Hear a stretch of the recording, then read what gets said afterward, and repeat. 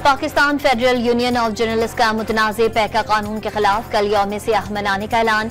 Joint action committee ने भी PFUJ के मुल्कगीर एहतजाज की हिमायत कर दी। कराची में II चंडीगढ़ रोड पर FIA एंटी करप्शन सर्कल की कार्रवाई। गैर कानूनी करेंसी एक्सचेंज चलाने में मुलव्वस मुलजिम गिरफ्तार। 40,000 अमरीकी डॉलर्स बरामद। कराची के इलाके कटी पहाड़ी मंसूर नगर के क्लिनिक में डकैती। लंगड़ाते डकैत की लूटमार की वीडियो मंजर-ए-आम पर आ गई। कराची के इलाके स्टार गेट पर गाड़ियों की बंद वर्कशॉप में सिलेंडर धमाका। रेस्क्यू एहलकारों ने आग पर काबू पा लिया।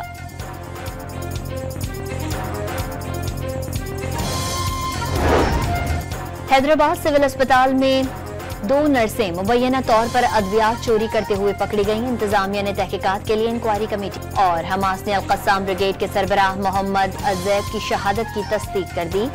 फलस्तीन की आज़ादी तक जिद्दोजहद जारी रखने के अज़्म का इरादा।